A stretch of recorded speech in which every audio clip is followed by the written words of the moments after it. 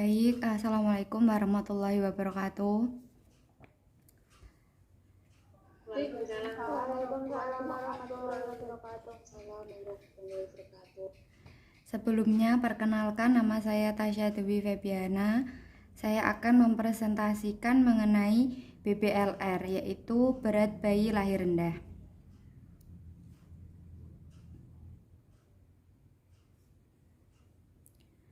Yang berisi ada definisi, etiologi, tanda dan gejala, patofisiologi, pathway, dan nursing care plan.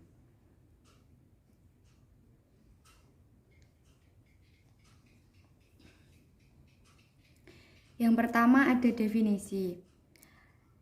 Definisi bayi berat badan lahir rendah atau sering disebut BBLR adalah bayi yang lahir dengan berat lahir kurang dari atau sama dengan 2.500 gram.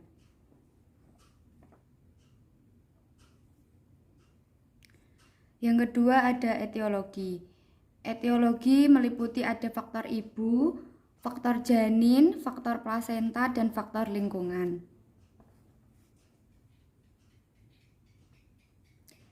Yang ketiga yaitu ada tanda dan gejala. A yaitu BB kurang dari 2.500 gram, maaf ya Kak, itu tipe. TB kurang dari 45 cm, lingkar dada kurang dari 30 cm, lingkar kepala kurang dari 33 cm. Yang kedua yaitu tanda-tanda neonatus, yaitu yang pertama kulit keriput tipis, merah, penuh bulu-bulu halus pada dahi, pelipis, telinga, dan lengan, lemak alam jaringan subkotan sedikit. Yang kedua, kuku, jari tangan, dan kaki belum mencapai ujung jari. Yang ketiga, bayi prematur laki-laki testis belum turun, dan pada bayi perempuan labia minora lebih menonjol. Yang C, tanda-tanda fisiologis, yaitu meliputi gerak pasif dan tangis, hanya merintih walaupun lapar, lebih banyak tidur dan malas, kemudian suhu tubuh mudah berubah menjadi hipotermi.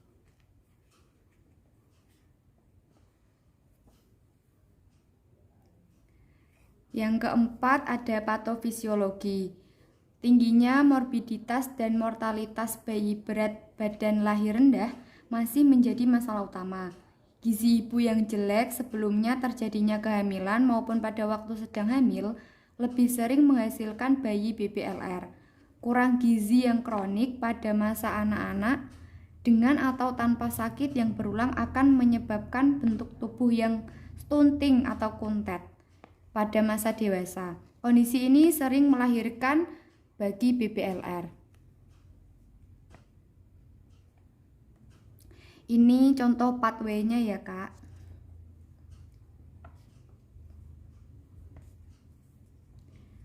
Yang keenam ada nursing care plan yang meliputi pemeriksaan penunjang, komplikasi, penata laksanaan, diagnosa, dan intervensi.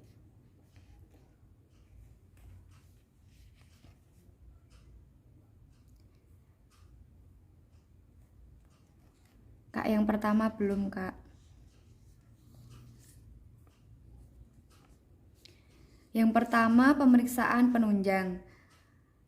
Contoh pemeriksaan penunjang ada 4, yaitu 1. Jumlah darah lengkap meliputi penurunan pada hemoglobin atau hematokrit. Yang kedua ada studi cairan amniotik yang meliputi cek profil paru janin dan fosfatidilinositol.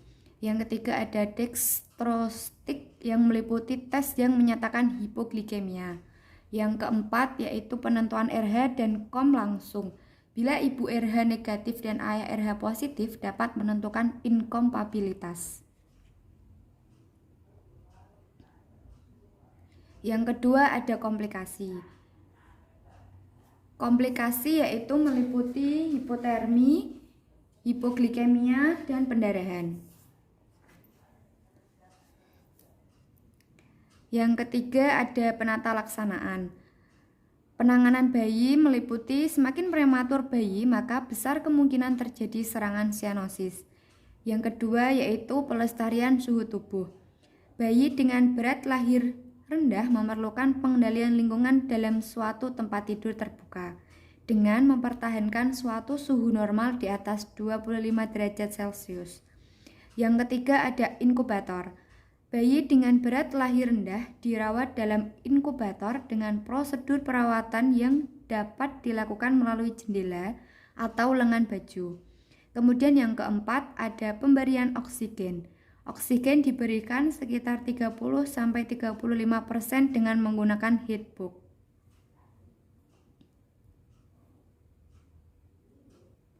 Yang kemudian nomor 5, pencegahan infeksi.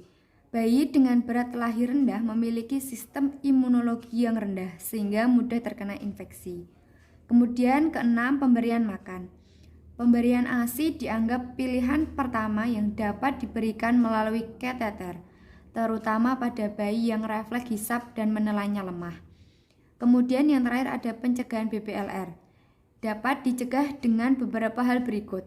Yang pertama, menganjurkan agar melakukan konsultasi atau konseling prahamil.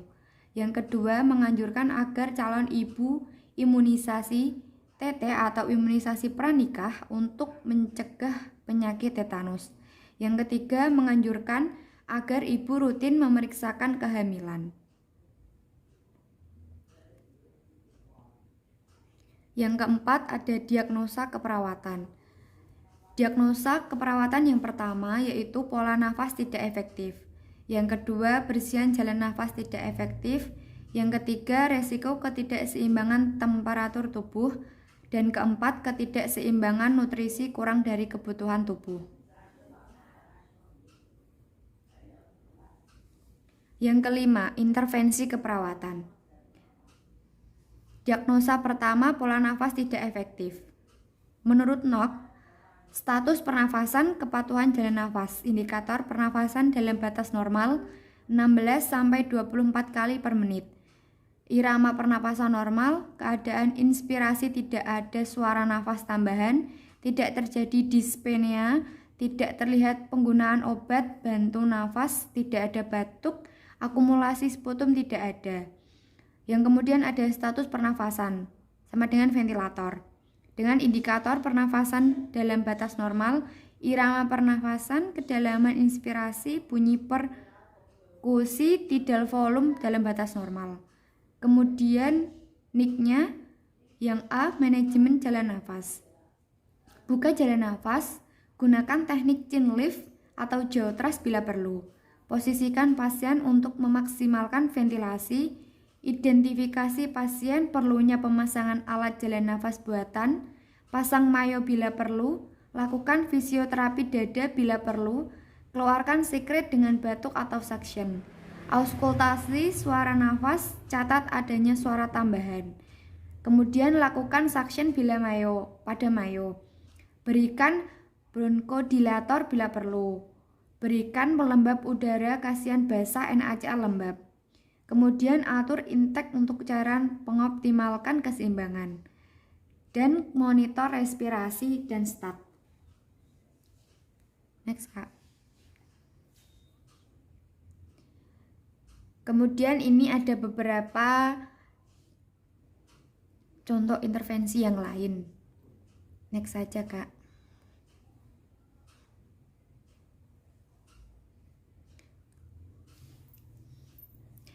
Kemudian yang kedua ada bersihkan jalan nafas tidak efektif.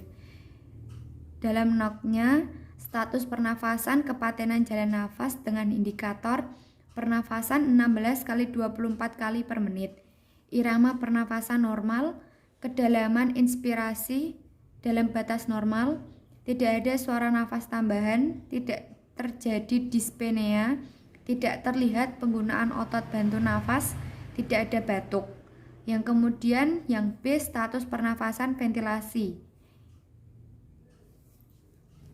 NIC-nya ada airway section dan manajemen airway. Next, Kak.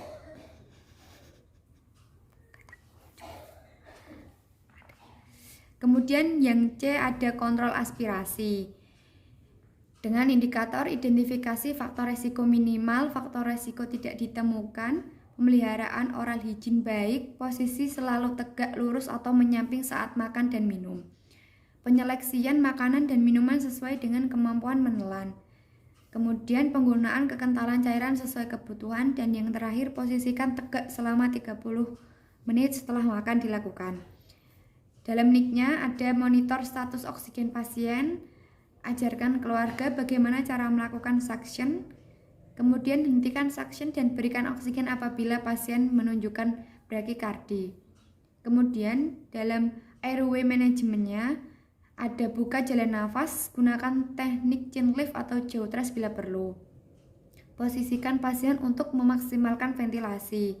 Identifikasi pasien perlunya pemasangan alat jalan nafas buatan. Kemudian pasang mayo bila perlu. Keluarkan sekret dengan batuk atau suction. Auskultasi suara nafas, catat adanya suara tambahan. Lakukan suction pada mayo.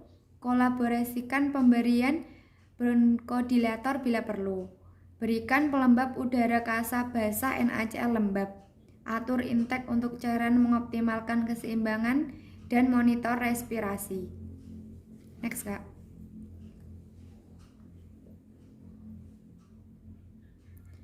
Yang terakhir ada risiko ketidakseimbangan temperatur tubuh. Yang pertama ada dehidrasi, NOC-nya dengan indikator tugor kulit elastis, mukosa membran lembab, masukan cairan adekuat, pengeluaran urin normal, perfusi jaringan normal, fungsi kognitif tidak terganggu. Kemudian yang B ada kepatuhan perilaku.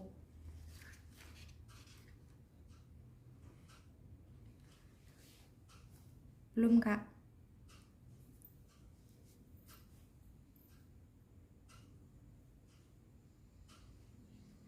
Dengan indikator, keluarga mampu mencari informasi kesehatan dari berbagai sumber. Informasi kesehatan yang diperoleh keluarga dapat dievaluasi keakuratannya. Perilaku sehat oleh keluarga bermanfaat. Status kesehatan dapat dimonitor. Yang C kemudian ada status kekebalan dengan indikator fungsi gastrointestinal normal. Dan NIC-nya terdapat pengaturan suhu dengan memonitor suhu minimal tiap 2 jam.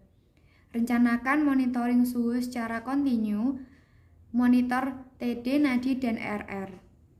Kemudian ada monitor warna dan suhu kulit, monitor tanda-tanda hipertermi dan hipotermi, tingkatkan intake cairan dan nutrisi, selimuti pasien untuk mencegah hilangnya kehangatan tubuh. Kemudian diskusikan tentang pentingnya pengaturan suhu dan kemungkinan efek negatif dari kedinginan.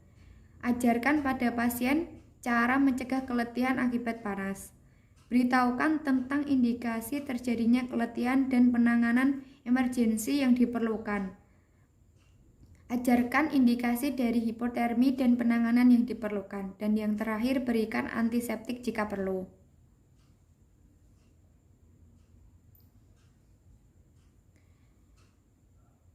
Kemudian di NOC-nya juga terdapat status infeksi dengan indikator temperatur normal, tidak terjadi hipertermi, takikardi atau brakikardi, dan aritmia atau hipertensi atau hipotensi.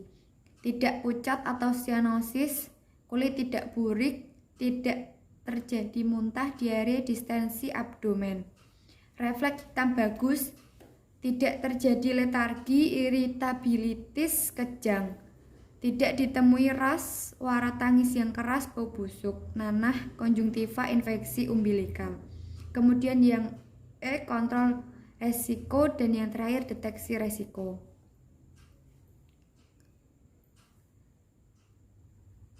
Baik, Kak, terima kasih. Sekian presentasi dari saya. Apabila ada yang ditanyakan bisa menyampaikan secara langsung atau bisa ditulis di room chat. Ditunggu.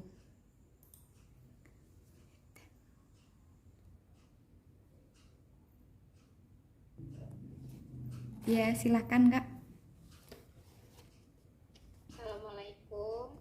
Perkenalkan, saya Putri Wulan, izin bertanya Kak Tasya. Bagaimana cara mencegah infeksi pada bayi baru lahir? Terima kasih. Sama-sama. Sebentar ya Kak jawabannya. Ada pertanyaan lagi?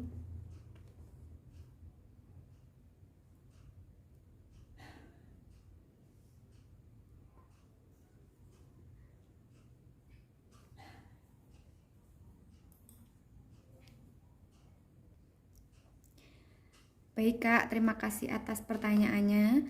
Saya akan menjawab bagaimana cara mencegah infeksinya. Untuk mencegah infeksi, perawat harus menggunakan gaun khusus, cuci tangan sebelum dan sesudah merawat bayi, agar meminimalisir terjadinya infeksi pada bayi baru lahir. Bagaimana Kak Putri, apakah sudah jelas dengan penjelasan saya? Baik Kak, sudah. Terima kasih atas jawabannya. Baik, terima kasih. Sekian presentasi yang dapat saya sampaikan. Apabila ada salah kata, saya ucapkan mohon maaf. Wassalamualaikum warahmatullahi wabarakatuh.